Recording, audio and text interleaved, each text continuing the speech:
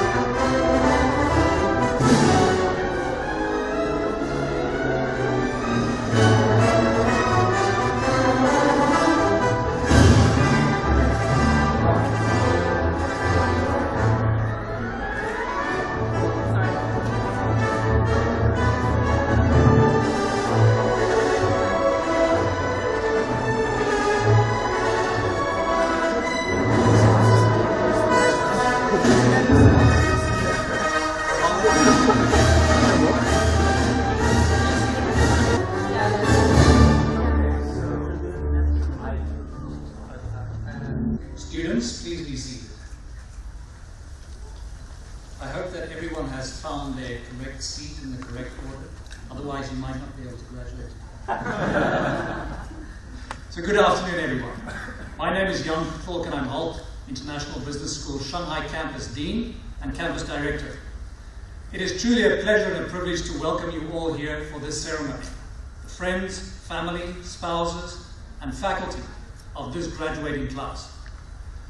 This week, Hult International Business School will hold graduations in Boston, San Francisco, Shanghai, Dubai, and London. Collectively, your class represents 126 nationalities and brings into the classroom the views and experiences from dozens of global industries. Thus, a degree from Hult makes you special in the enduring network of nationalities, languages, industries, as well as friends and colleagues that you now form a part of. This is the Hult legacy, and this is now also yours. To the EMBAs sitting here today, it has truly been an honor to work with all of you over the last 2 years. And I have learned a huge amount from you.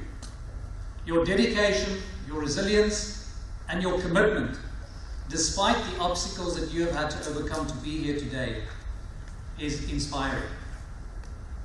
And I am sure that many of you share my disbelief, not necessarily in being here, but in 2 years having gone by since the first time we met. Also for the MBAs and the MIBs, who I've had the great opportunity to get to know over the last few months, it is also with immense pride that I feel a part of your journey to be here today. So welcome, and thank you for choosing Shanghai as your graduation campus. You have all had a special opportunity to learn and grow as human beings. So, be grateful, as you have had opportunities that not many people have. Opportunities that many people can only dream of having. Thus, be humble and remember to value your Hult degree. But more importantly, remember to value yourself. Hence, be confident and bold. Not too confident to not listen to the opinion of others, and not too confident to stop receiving feedback. Respect the other, whether the other be from another nation, organization, race, gender, or age group. Being grateful, humble, bold, confident, and respectful gives you the tools to achieve your dreams. However, be patient, especially with yourself, as dreams do not come true by dreaming. You need to patiently and persistently work hard for your goals to become a reality, just like you have over the last year, and in some cases 2 years, and in some cases more than 2 years, to be here today. And you need to remember as well that we cannot control what life throws at us and what comes at us on a daily basis.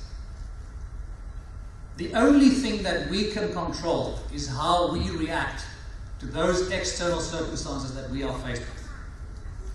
And it is this ability to react positively and adapt quickly which will allow you to make your dreams come true. And only then will you grow. For whichever growing and ever learning is the mission of Hult. Thank you very much.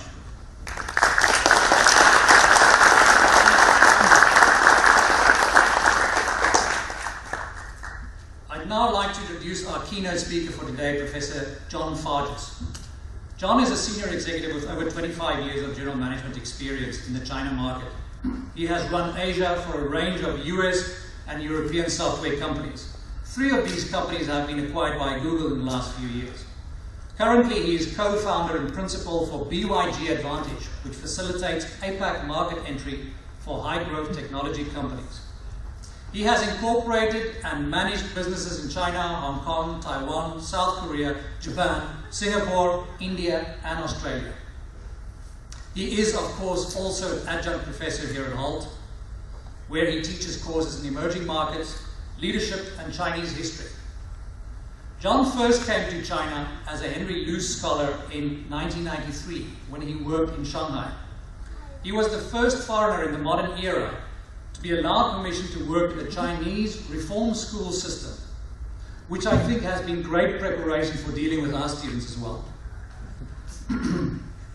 Prior to his assignment, he had worked for 4 years as a New York City special education school teacher in Brownsville, Brooklyn. But most importantly, John is a good friend of Hult. So please join me in welcoming John to the podium.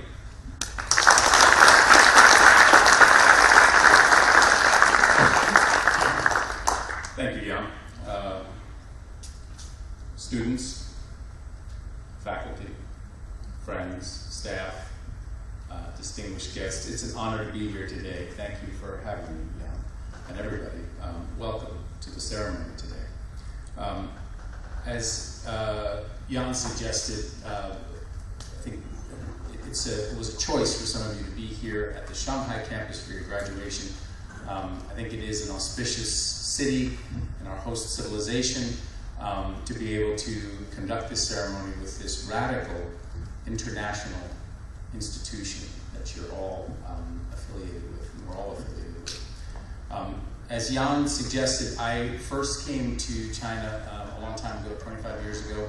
I worked in the reform school here in Shanghai, like Jan suggested, and it was very brave at the time for the Chinese, particularly the Shanghainese city, as some of you may know, doesn't like to put likes to put its best foot forward. Doesn't always want to put show its dirty laundry. And a reform school, for those of you who didn't catch that, is a school for kids who all committed crimes, right? So kids who've done bad things.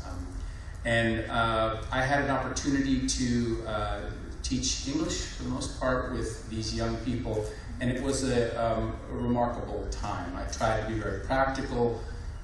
Their textbooks would speak about things like our village had a bumper harvest this year.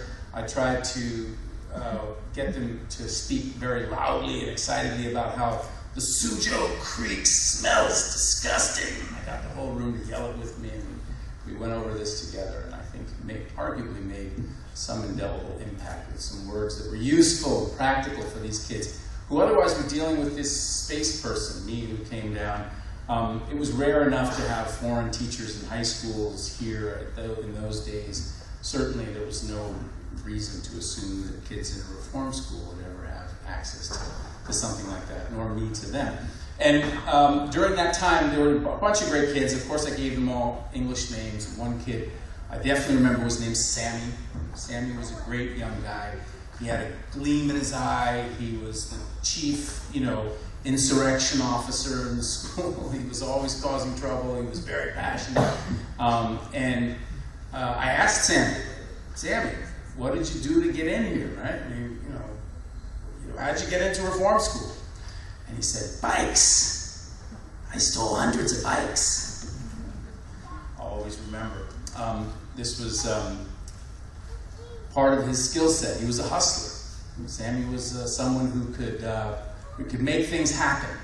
And the school had an interesting thing. It had a school factory, which was very difficult for me to understand as an arguably somewhat naive young American kid here in communist China for the first time, that a school would have a factory. Isn't this child labor? I'm not sure how I feel about this. And kids were like wrapping parcels and getting paid for it. And the kids went nuts because they got extra, a few fun, if you know Chinese, not much money from it, but they were super interested in it. They went all in for this process of earning a little extra money. Sammy among all the others. And I think it's striking that, the Shanghai at that time wasn't really ready for a hustler like Sammy. He was confined. He was, in the penalty box. And maybe Shanghai has changed. Maybe Sammy changed with it. Maybe that's different. I always think when I get in a cab, I see someone in their late 30s, early 40s. Could it be? But at any rate, I submit to you that it wasn't an easy time in 1993 to be Sammy. The city wasn't ready for him. Subsequently, I'll introduce you to another student another Chinese student who lived at a completely different time. Take you back to 1847, a student named Young Ling, sort of no student of mine, who was the first, arguably, some people refer to him as China's Columbus. He was the first young person to not only go abroad to study, in this case to the United States, but he came back. And when he did, he was extremely successful in his time over there. He went to a boarding school in Massachusetts. He loved it. He learned and ate up the culture and everything there was to learn at the university. In the undergraduate, in the high school such a setting. He applied got a scholarship to Yale. He graduated from Yale. He was supported by a missionary from Savannah, Georgia, who helped to pay for it. And in every way, he came back a really, radicalized, bicultural ambassador who was comfortable in both settings, which was a very, very rare thing for a Chinese person in 1847, or in his case, when he came back, or approximately 1860, right between the two opium wars. So in his return, he struggled for a bit. He struggled when he was back in Shanghai, which was a very emerging context at that time. And he found some work liaising between the foreign community and the Taiping rebels who held Nanjing and much of the south of China at that time. And he came to the attention of Zheng Guofan. I don't know, maybe some of the Chinese people in the room will know who Zheng Guofan was. He was a very, very important general in the Qing army who was instrumental in putting down the Taiping rebellion. And at any rate, Zheng Guofan took a liking to this guy and basically empowered him to build an armament factory in Jiangnan, not far from here. And it was one of the world's largest. And it was interesting because what China wanted at that time was the goods, right? They definitely wanted the weaponry. They acknowledged that the weaponry was skillfully used against them in the Opium War. They wanted to have access to that, to do things like defeat the Taiping. But they didn't want any of the ideology that went along with it, right? They obviously didn't want the politics, the religion, the democracy, the other aspects that came with that. They weren't ready for it. And they tried to have, to preserve what was truly Chinese and take what they could from the West. And that experiment arguably didn't work very well. Young Ling was given an opportunity to lead a delegation of young students, certainly younger than you guys, but no less disposed towards internationalism than you were, or you are. And about 16 of them went to the United States. They landed in San Francisco. They went across the country on a train. They were wide-eyed. You can imagine, in 1865 in the United States on a train across the whole country. They were blown away. They loved it. And they started to get into being there. They became acculturated. And everything went pretty well. Young Ling was obviously a great emissary for them, helped them considerably. But there was a problem because there was the minder, right? If you've ever heard about going to North Korea or the Soviet Union or China back in the day, there were minders who kept an eye on what you were doing. And the minder went with them. The minder was appointed by the Qing court to make sure these kids didn't go too far. And of course, tensions arose and they went too far. They wanted to do things like cut their queue. They wanted to do things like dress like local kids. They wanted to be normal, and they weren't allowed to. They went to a World's Fair exhibition down in Pennsylvania, if I recall correctly, and while they were there, they learned about, they saw the exhibition from Japan, and it was all about Japan's new budding effort to make material technological improvements and profile that and show that Japan was a modern nation. And the China booth had curios and ancient, porcelain and cloisonne and beautiful things, but obviously nothing to do with modernity. They went back home when the Qing court pulled the plug on it and said, this has gone too far. They got pulled back home. And when they came back to the city, they were basically inoculated, right? They were isolated, they were interrogated, and it was decided that they had really become freaks, right? They become mutants. They become something other than what a Chinese person should be, and it was not a very happy ending for these early young scholars who went abroad and tried to acculturate internationally.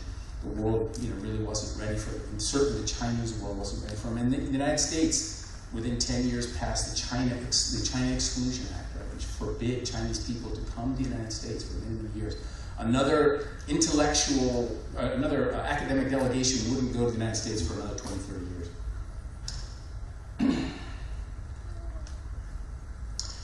While I'm here at Hult, I teach a course in emerging markets, one of the courses I teach, and I love it, and some of you took it. I hope you guys enjoyed it as well. The basic premise of that course is around the notion that traditionally, what's an emerging market is a market where there are institutional voids where people come, buyers and sellers have difficulty coming together and people fill those voids. And usually what that means is, companies from the United States or companies from Japan or companies from Germany go to places like India or China and they wrestle with local circumstances and come out winners or losers. Right? And we look at that dynamic. And that's traditionally how that dynamic is looked at. And as I've said in my class, and I'll repeat to you now, that's been really upended, I think, pretty powerfully in the last 2 or 3 years. I really had to rewrite a lot of the things that I teach because some of the texts have not really been written yet to explain the fact that China, a company like Mobike, which you may know, Sammy maybe is a senior exec at Mobike, but Mobike is a company that deals with lots of bikes, and they have a fairly unique and radical disruptive approach that could only have been hatched here in the China market, and they take that to places like Al-Qaeda. They take that to places like Washington, D.C., and they disrupt circumstances in what for them is an emerging market context, the United States. Right? I'd say the world is ready for mobile, which is really cool to see. I have had the honor of teaching young managers from the China Rail Corporation. I don't know if any of you, presumably most of you, participated in the wonder that is the high-speed rail network here in China. It is a truly phenomenal occurrence, right? I am green with envy, as any other American should be, staring at the China Rail Network, right? It's an incredible thing. Why don't we have one? Why don't we have anything that approximates that? He wonders as he rides Amtrak, right, from Connecticut to New York, and it takes 5 hours. So these young managers were going to the United States too, and I was talking to them about acculturation, and they were their mission was to manage Americans, right? And it was it was wonderful. They were curious, they were intimidated, they were confident, they were all those things. And I was trying to suggest to them that America is ready for some radical disruption like this. It's great. You should be confident because look at the irony, right, of the 170 years prior, right, the ancestors of these young Chinese kids, men and women, who went as coolies, right, as indentured servants, and for all intents and purposes, nearly slave labor, and built the railroads in the United States, right? That was a very, very different dynamic. Things change. I think the world is ready for those young kids.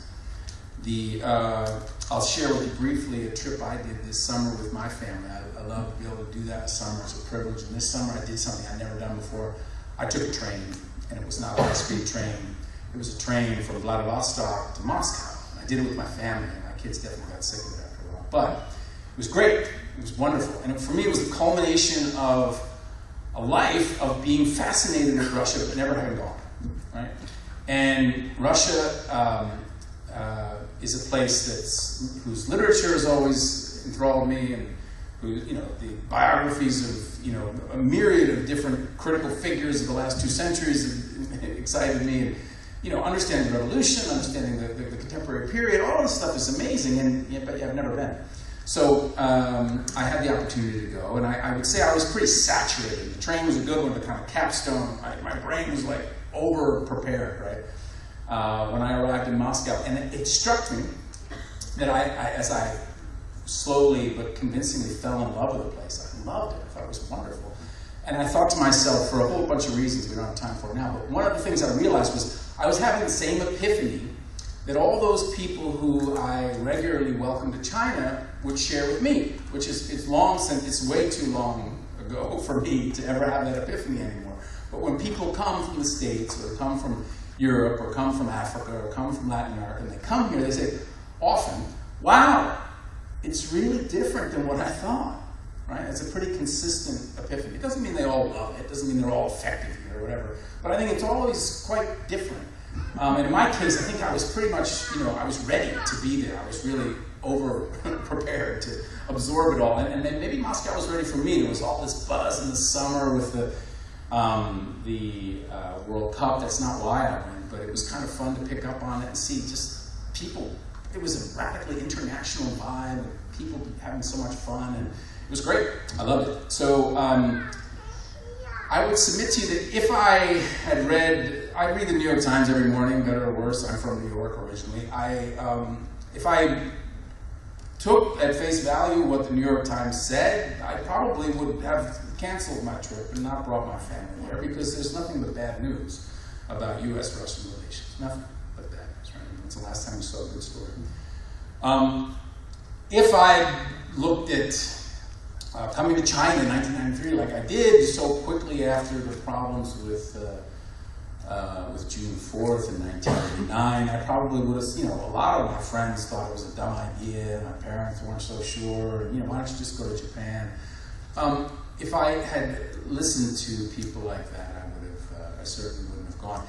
And I submit to you guys on this important day, do not adhere to the doomsayers, right? Don't take, of course, you've all been trained as intellectuals to assess risk and think through challenges, but don't put too much value in the doomsayers, right? Because I've mentioned this often when I teach my course. I have a bookshelf at home. I have a bunch of shelves. One shelf, one column is entirely devoted to China books, right? I've read them all, right? Over the last 25 years, I've gobbled them up. And every reporter from the Washington Post or the New York Times who spends 2 or 3 years here goes home and writes his book or her book. And they're always interesting. They always have insights. And they're generally worth it. But they always conclude with the same thing. I'll give them 5 more years, but then it's all going to fall apart. Right? And I defy you to find a book. The coming collapse of China. There's all these books, right? It's not just ones with obvious titles like that. But people have to prognosticate, make a bet at the end of their book. It's been pretty good so far, but I wouldn't give them too many more years. Well, they're all wrong. All flat out wrong, right? It's not to say there won't be disruption, speed bumps, maybe even cataclysm. I'm not suggesting that those aren't part of the set of possibilities. But I wouldn't put too much faith in all that. I would submit to you that a young student like my friend Sammy lived in a time that wasn't really ready for him. Maybe things changed. I would submit to you that young Ling, our friend back from 1847, was very adventurous and courageous and fortunate to a point, but his academic mission, the world wasn't ready for it. China wasn't ready, the United States wasn't ready. It was arguably a failure, right? And China suffered, certainly China suffered as a result in ways we all understand. If we go down to the Bund, where I'm sure many of you have been, if not all of you, and if you haven't, you should, it's right down the road. You can look and there are no buildings from the 1940s. There are no buildings built in the 1950s. There are no buildings built in the 1960s. There are no buildings built in the 1970s. There are no buildings built in the 1980s. Right? Wasn't a good time. Bad timing. But you guys, this is a great time. Right? This is an amazing time. You guys have gone through a radical, international experiment and come out the other side seriously. Hult is set up to do some very, very distinct and unique things that you've all benefited from. And I would submit to you that you guys are in a position now to do something distinct because this is a different world. The world is always half full and half empty, and we understand that. But this is an extraordinary time for possibilities for people like yourself. Not for everybody, not maybe never for Sammys who are just hustlers, but for people who have a radical international intellectualism like you guys do. I think this is an excellent time to go and disrupt, to go and look for opportunity, and to be confident about that. To find places outside of your home dynamic where there are voids, where there are things missing that you can fill. So my counsel to you, in short, as we wind up this discussion, is to remind you that my hope for you all is that you use what it is you've earned, that you continue to think hard, that you continue to listen well, and that you go out and do something great. Thank you.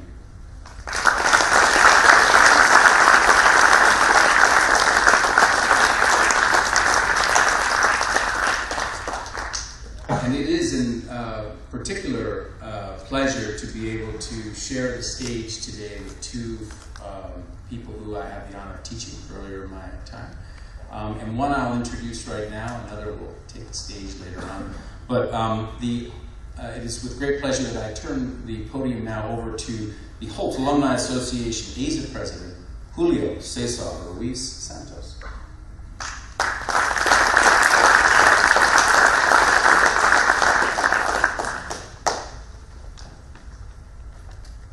I wrote mine.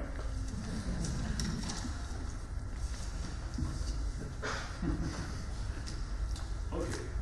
Well, it's certainly a pleasure to be here with Jan, Professor Joe Parges, and Professor Chess Custer, that was not only my professor, but later my line manager. Thank you all of you for being here. And most importantly, thank to all of you, MBA, and MIB class of 2018, your family and friends, for the opportunity that you gave me to share a few thoughts with you. As the president of Hult Alumni Shanghai chapter, I'm pleased to greet you all on behalf of the Hult Alumni Committee and welcome you to the Alumni Association. Today, we are 9,000 alumni spread across 170 countries who have attended programs at Hult, Ashridge, Arthur G. Little School, and Peron University in London. Shanghai is one of the 70 local chapters that cover all continents around the world, from Ottawa to Pretoria to Istanbul and Sydney. Alumni are indeed entitled to a range of benefits and resources, and please do take note. Each year, alumni are welcomed back to campus to refresh their business knowledge, attending one Hult elective a year. Members of the Alumni Association have also special concession on Ashridge's executive programs. Each spring, Hult Alumni Association publishes the Hult Alumni Magazine, featuring a series of inspiring alumni stories and articles from our global faculty and senior management team. Please update your address. On the social side, Global Alumni Day will take place on Thursday, September 27th. Each chapter around the world is already preparing local events to celebrate this special day and welcome you all to Alumni Association. Together with our local chapter in Shanghai, also organizes a monthly meetup, and this is the last Friday of every month. Alumni interests are represented globally through the Hult Alumni Committee, which is a group of passionate alumni volunteers who have committed their time and expertise to strengthen Hult's global network. Elections for this committee and our local chapter will be held next spring and are open to all alumni. And that's all for the announcements. We are here celebrating all of you graduates this evening as a special sign that we value your commitment and effort on pursuing not only a degree, but also the additional knowledge and expertise that will make a difference in your and other people's lives. All the accomplishments we honor today are possible because of the talents you have been given and because of your own and hard work. But you have also succeeded in much because of those who have supported you, financially, emotionally, spiritually, intellectually, by doing the laundry, waking you up early, having dinner ready, taking some of your workload, etc. Today, as you receive your well-earned degree and move on to the next phase of your life, I ask you to remember all these special people in your lives and how the efforts and sacrifices they have made for you have brought you to the position where you are standing now. I challenge you to use the coming weeks to be grateful to them. Parents, colleagues, mentors, relatives, couples, siblings, sons and daughters. Because it's likely that you haven't had much time to spend with them since you started your degree.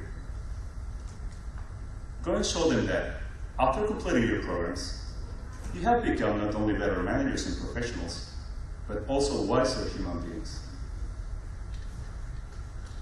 More seriously, as you now represent the top 5% of the global population, either by income, education, or mobility, if not all of them, use your unique talents and charisma to make a positive impact in your community. And by community, I mean in the broadest of terms: your family, workplace, place of worship, or even a stranger you meet at family market on a Friday evening. I also ask you to stay in touch with your fellow classmates and professors, and strongly suggest you to build new relationships with other alumni. I've learned in my 2 years leading the alumni chapter here in Shanghai that professional opportunities arise very often through the alumni network. And a personal recommendation is often more powerful than the best written resume or the more pristine portfolio. And one final request, and this one is very important. Be open to speak with potential and current students and tell them about your experiences and career path. Help them find their way during times of uncertainty, as others have done for you during your journey. Congratulations, class of 2018, I wish you great happiness, good fortune, and all the luck in the world. Thank you.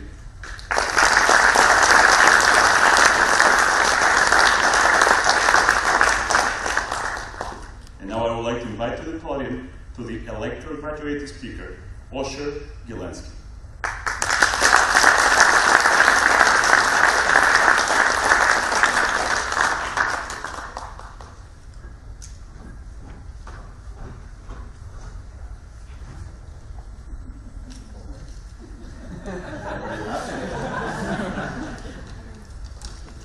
Actually wrote a serious one this time. I'll try to read it. So first of all, dear Hult, Dean, Yan, Professor, staff, honored guests, families, and fellow graduates. I'm humbly honored to stand here today and speak on behalf of the 2018 Hult Executive MBA class. So I spent the last couple of weeks really thinking what to say. It's not easy trying to think about something interesting. Maybe, I Googled it and I realized that Google say, actually Bing say, because it's China, that in those kind of speeches you need to talk about the experience, about what you felt during the courses.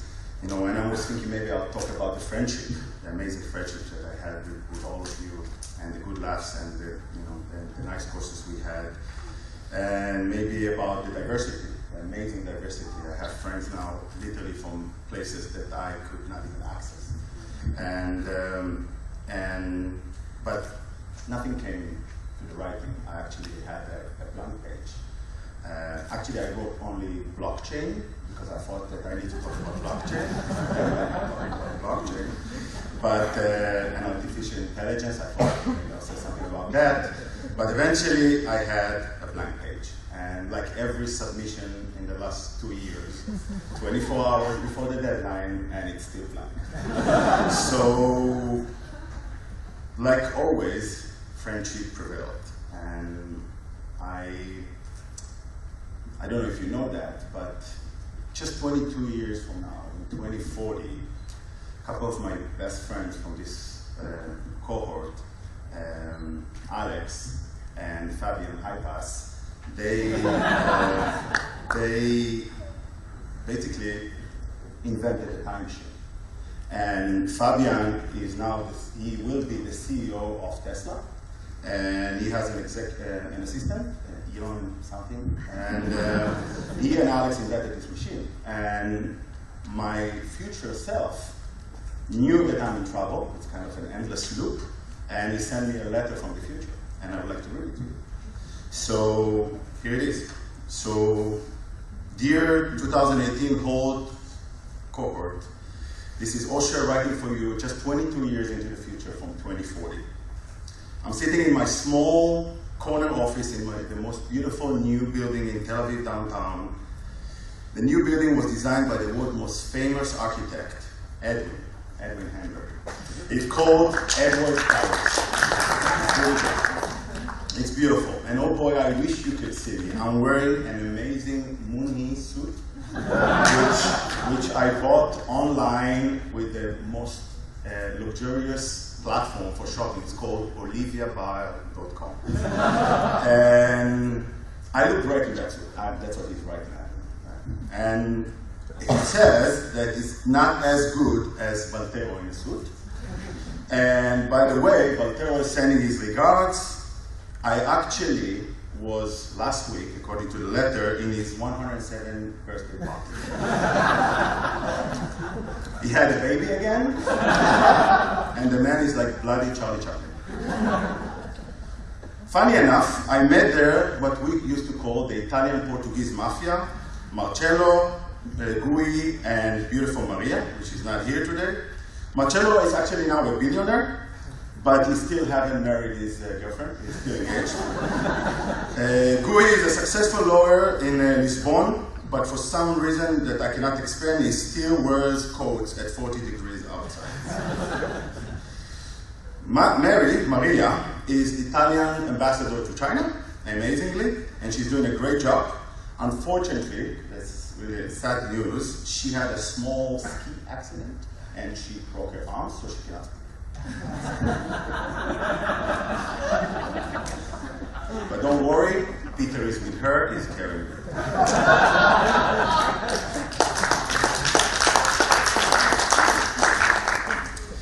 It makes me so proud sometimes because when I watch TV on my new Yunshui TV, by the way, Yunshui is the world leading brand for all home appliances and TVs and electronics, and I'm watching the news and I see South Africa new elected president, our own Tumi, Madame Buitumelo or whatever, which kind of name you have.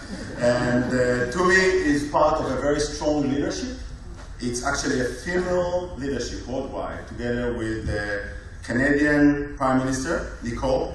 And they basically, since this leadership took over the world, we are in good shape, much better than today. Environment has never been healthier, education are level high. Actually, the world is such a great place that the life expectancy is so high today that 95% of the Japanese population live in Vietnam.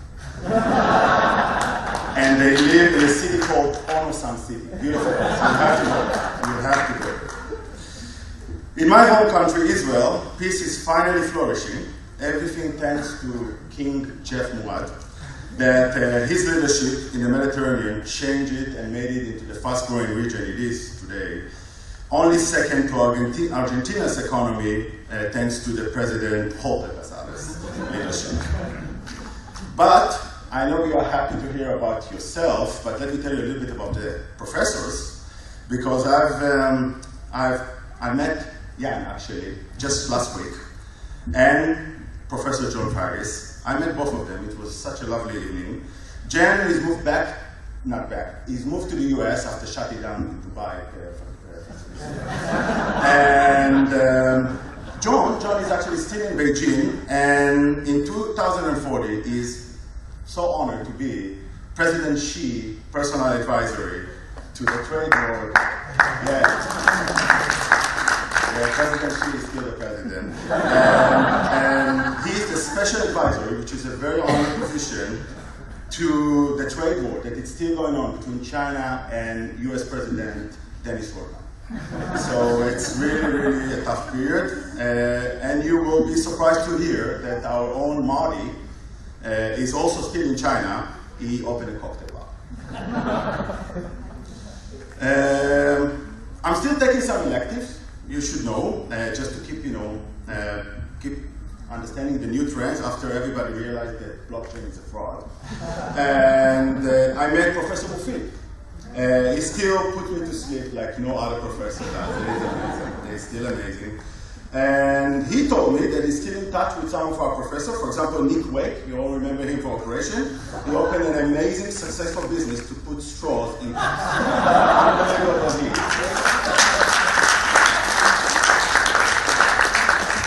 It is a huge success and he's making tons of money. I also heard that Dr. Keith Maron, if you remember, Keith is now working as the head juggler in the Cirque du Soleil. And really great honor. And my personal favorite, Professor Akbar, Yusuf Akbar, is now retired, playing cricket, and he speaks 178 languages, which is unbelievable. 2 new languages. So to conclude, I want to apologize for not checking on all of you in the future and all the professors, but I'm sure you're all having a fantastic, successful life. Congratulations, my friend, Osher 2014. So, a bit on a more serious note, I want to thank myself for sending the letter, but I also want to tell you, please embrace your responsibility, especially in this moment. All of us are always in a never-ending journey full of crossroads. I'm urging you to always dare to choose the path that will leave a mark. Please leave a legacy. Dare to change, dare to challenge. Your personal success is guaranteed, not only because I told you from the future, I know that, but it's down to the world you're going to live after us, which really matters. You must be thinking today in 2018 that the world is not doing that great. I'm sure you are. It's not our finest hour, but because of people in this room, that I'm confident that the future will be much, much better. Please fight, my friends, and fight for a better world. Last, I want to thank my family, my beautiful family, my wife Karen and my best friend Karen, my children Shaha, Mika, and Itai for being patient with me in the last 2 years, allowing me to pursue my dreams. I love you so much. I cherish the sacrifices. We are really a winning team. Thank you for listening, and once again, congratulations on this amazing milestone on your career. Thank you.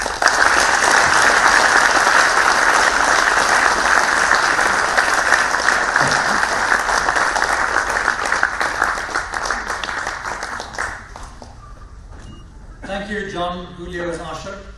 Now comes the time that all of you have been waiting for. The conferral of degrees upon this graduating class.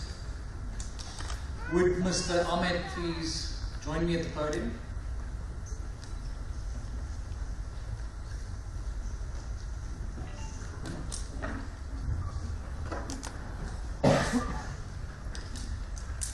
Just a little note, if you feel that your name was called out of place, it wasn't called out of place, you might be out of place.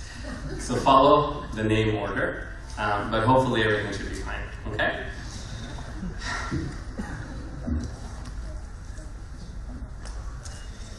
Will the candidates for the Executive Master of Business Administration degree please rise?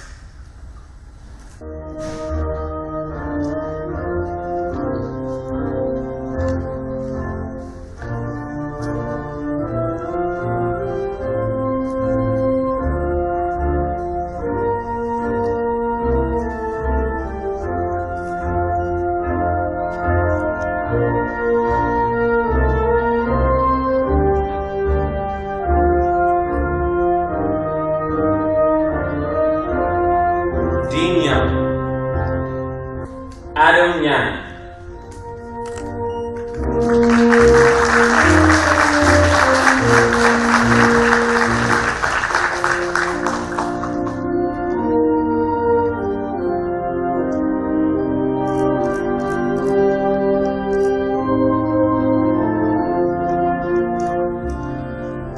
Alexander Romanes.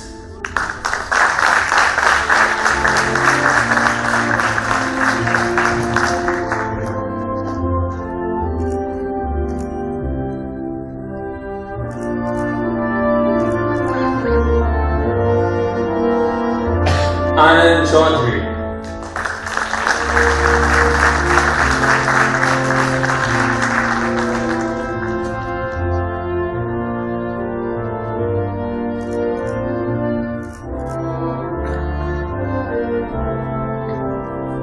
Benedict Birna.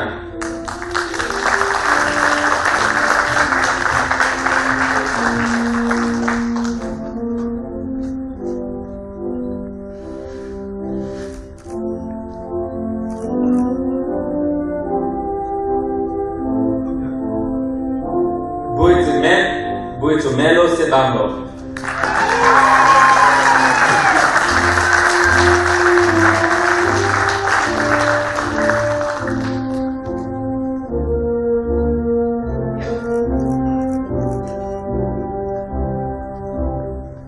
Christopher Ladefio.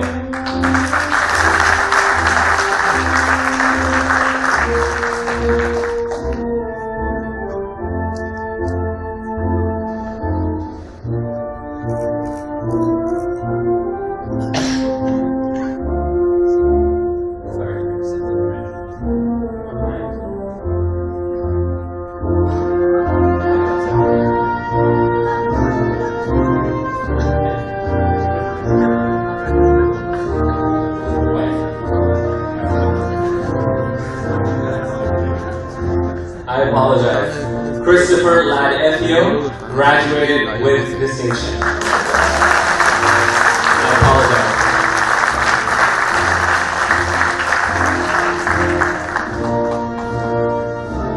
Danny Chen.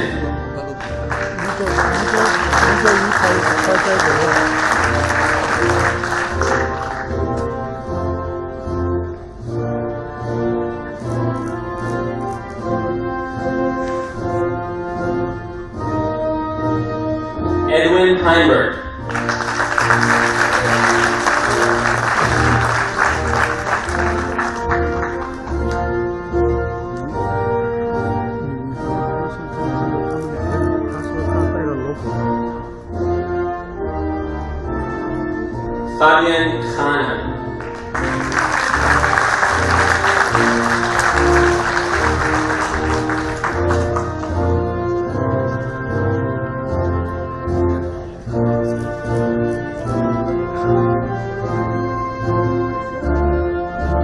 Fabian Haas with distinction.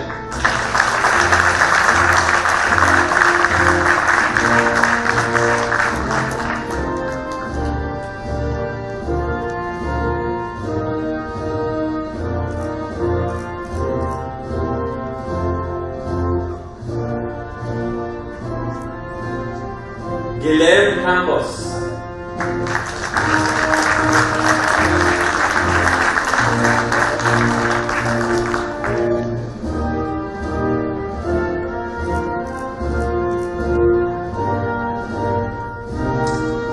Jean-Marc Faderol.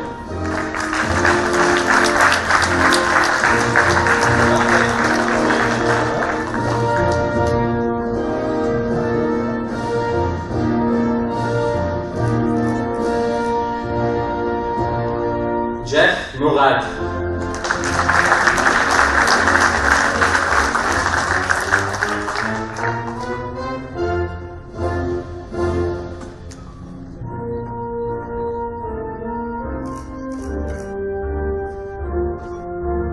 Jorge Luis Casales with distinction.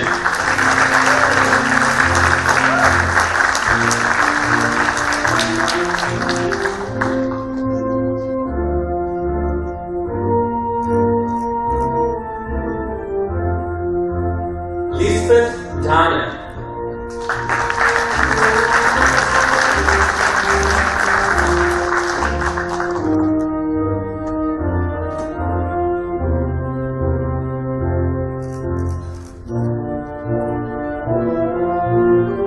Luis Chumpitas.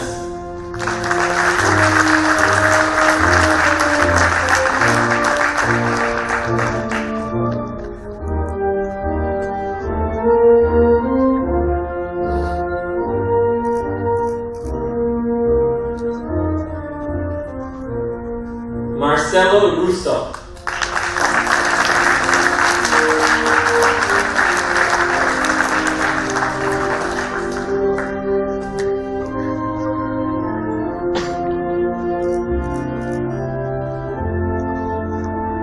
In absentia, Maria Santonastaso.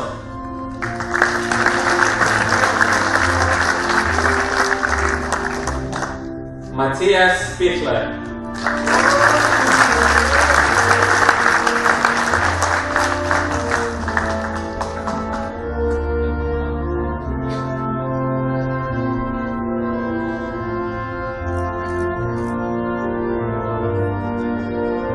Moon-hee Lee.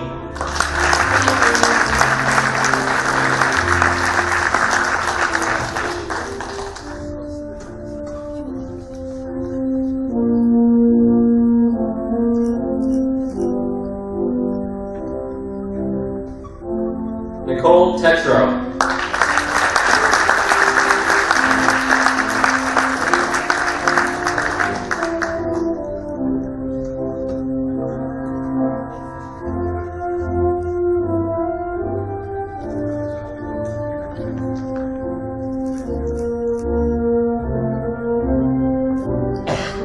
Olivia Bai.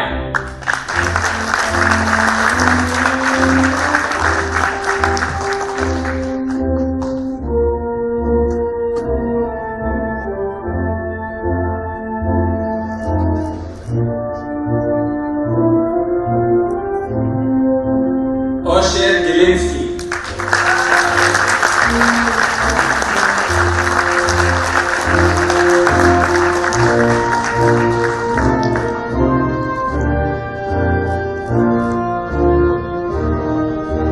Pavel Sherelov.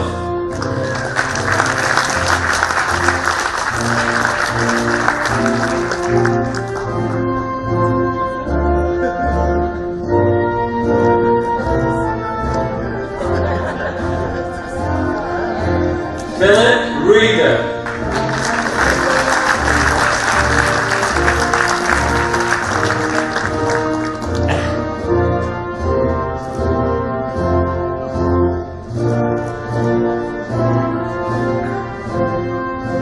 In absentia, Peter Ramaekers.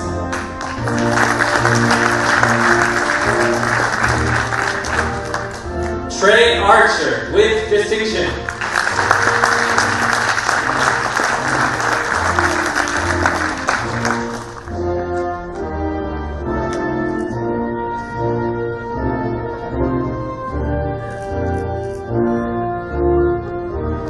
Valtero Canepa.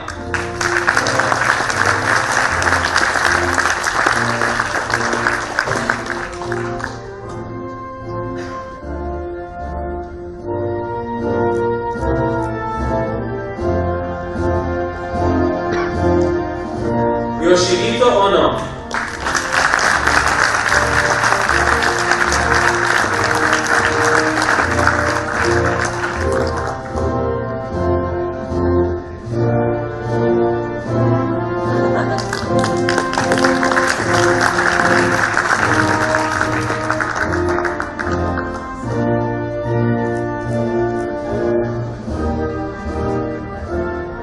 Yun Shui Chen.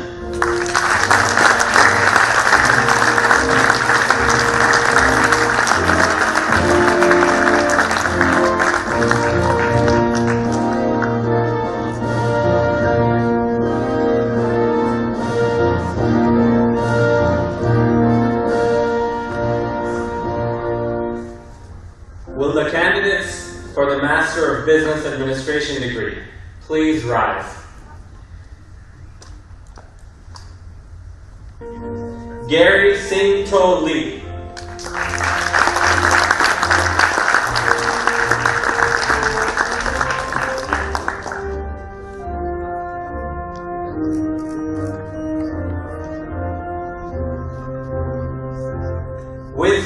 With distinction, Hector Manjares Teresa.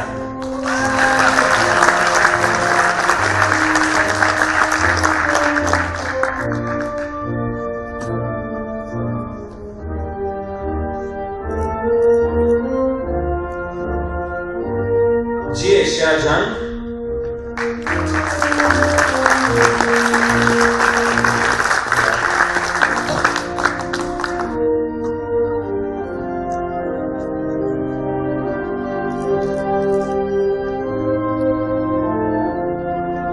Raymond Zanyo.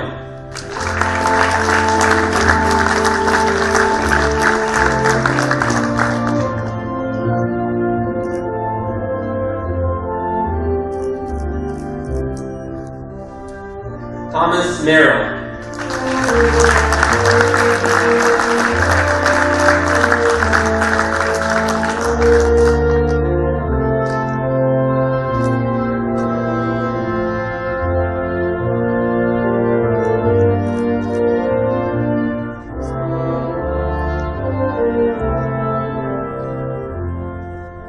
Will the candidates for the Master of Science in International Business degree please rise?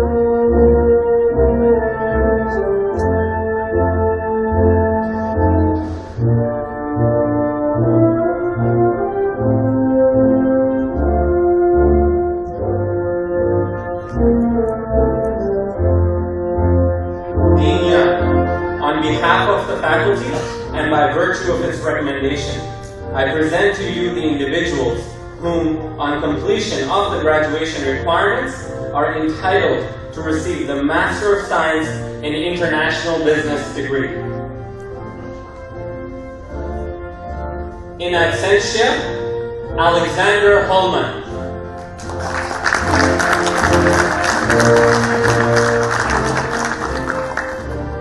Bo Wang.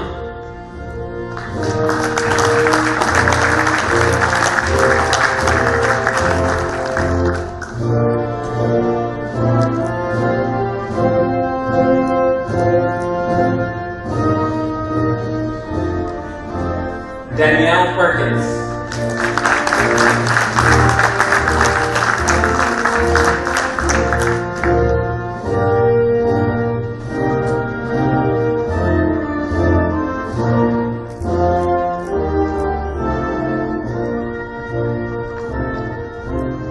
Dawei Shu.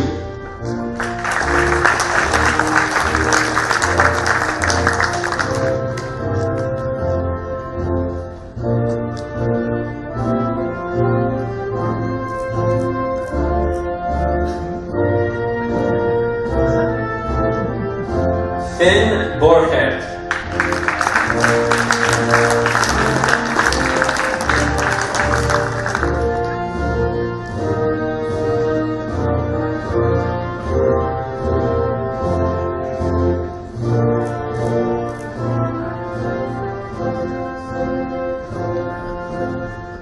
Ling Xuan Shui.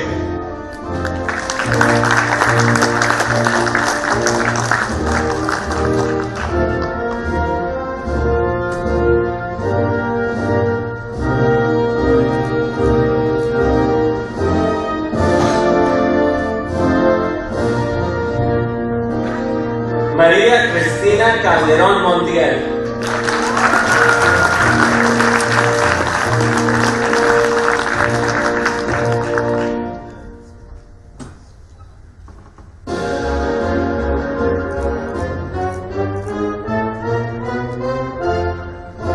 Shu Li.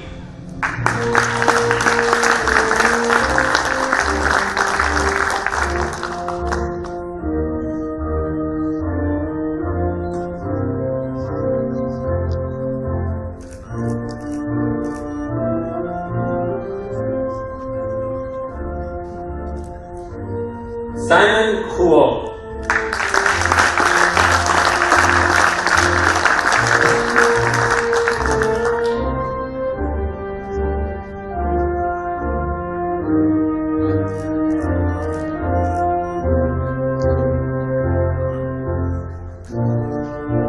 With distinction, Simon Wachter.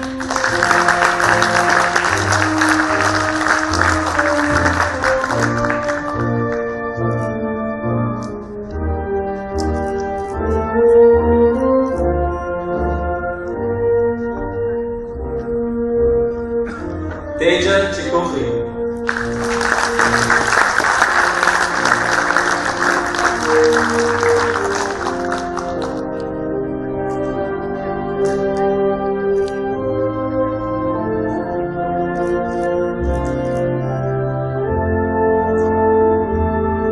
With distinction, Tom Vandenbroek.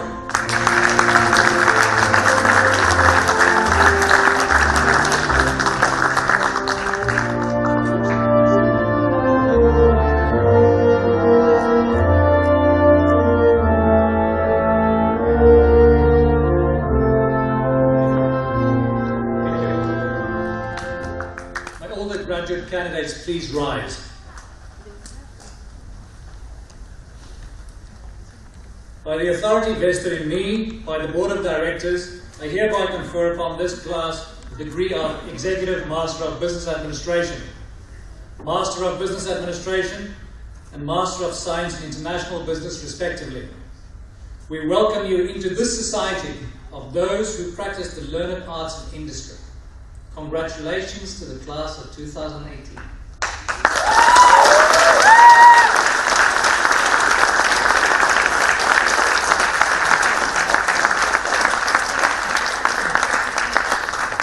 If you want to, you could try and throw your caps up, but I would be very, very careful because some of those crystals might fall on your heads, and you know how it goes. It's going to end up on Guru's head, and then you're all going to be sued, so be careful. 1, 2, 3. Right, have a seat. Have a seat, guys.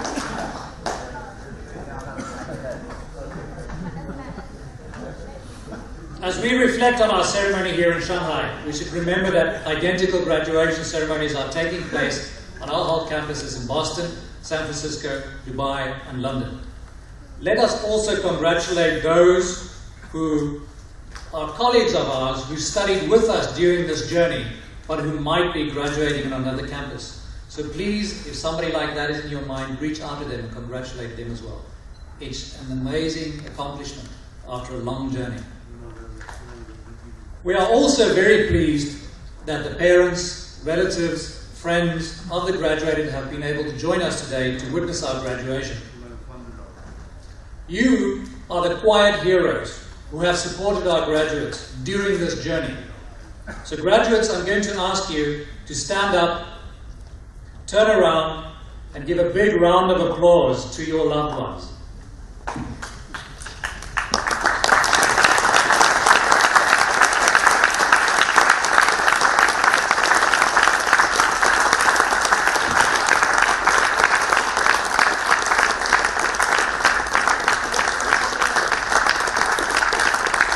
Thank you. I'm sure without these individuals sitting at the back, none of this would have been possible. So do make sure you appreciate them for the suffering that you probably put them through in the last year or 2 years or even longer than that. So we are now concluding our ceremony, and all of you are cordially invited to a reception in honor of the graduates taking place outside of this ballroom. As we begin our recessional, I ask the family and friends to remain at your seats until all the graduates and faculty have exited. This commencement ceremony is hereby adjourned. Thank you.